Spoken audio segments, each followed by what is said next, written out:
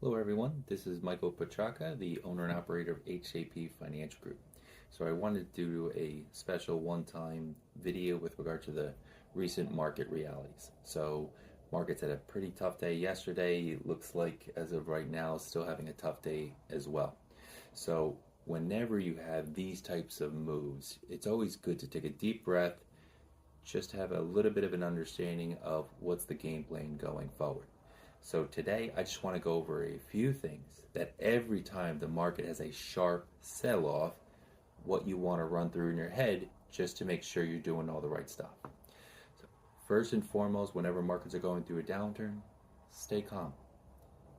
Anytime your emotions are coming into making investment decisions, you're probably going to have a problem going forward. So good times, stay calm. Bad times, stay calm. The goal is to be kind of emotionally neutral to the swings in the market. The second thing that is, I would say, a solid thing to do pretty much at all times is just leave it alone. What we have seen over months, years, decades is markets tend to reward you over time. So if you just have the philosophy, I'm just going to leave it alone all the time, you're going to be in pretty good shape. It doesn't really make too much of a difference if you're conservative, moderate, aggressive. As long as you stick to your level of risk, stick to your level of weights of stocks to bond, the good times and bad, and just ride out the storm, you tend to be in great shape over time. The next thing I recommend you do if you're starting to feel a little bit panicky, a little bit emotions, is come up with a game plan. So play out hypotheticals. Okay, markets are down 10% right now. What do we do? What are we doing when markets are down 15%? What are we doing when they're down 20, 25? So this way you have a structure, you have a plan. You tend to be calmer if you can see the plan in place. You see the action items that what we're going to do to take advantage of market downturns. So how can we take advantage of market downturns? One, we can utilize Roth conversions. So when you process a Roth conversion, you're saying to Uncle Sam and possibly your state income tax, I want to pay taxes on my account now. So why do it when it's in a downturn? Well, let's play a hypothetical. Let's say you have an account worth 100 grand and markets go through a downturn and your portfolio is now 75. Converting close to the bottom is converting close to a much lower dollar amount that will give you a much lower tax hit when you do that conversion. So this way the downturn happens, you do a conversion, and then when the upswing does happen, you're swinging up in the Roth, in the tax-free vehicle. So I tend to not do that if markets are down 5, 10%. Typically a bigger downturn is when I start introducing Roth conversions. And of course, your income has a factor in it too. If you're working and you're in a high tax bracket, when I would do a conversion, if you were in the 32% bracket, it's going to be different than if you were in the 12% bracket. But again, during market downturns, depending on your income, at some point, I would be recommending a Roth conversion. Two, we want to buy low. So if markets are giving you a sale, down 15, down 20, those are sales.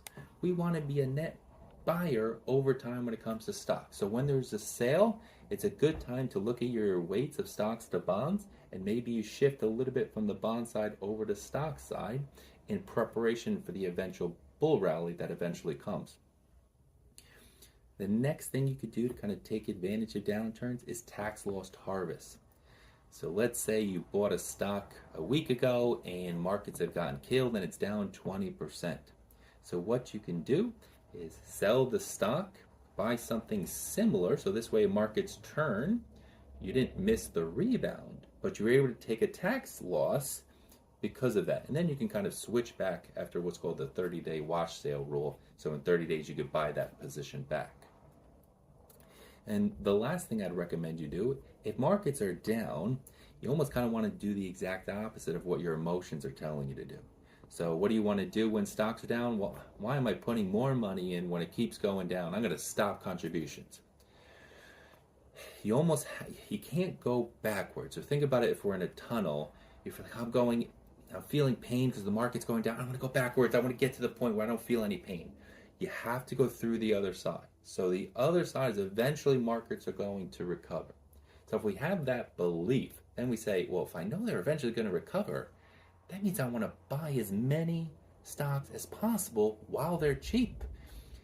So if you have a 401k contribution, you contribute to IRAs or Roths, this is a great time to increase your contribution.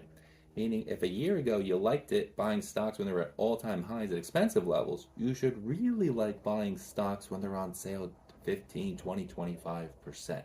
So you always want to keep in the back of your head, if you're in stocks, you're here for the long haul. You have to have the belief that eventually stocks recover. There's always something to panic about. There's always something to have a correction.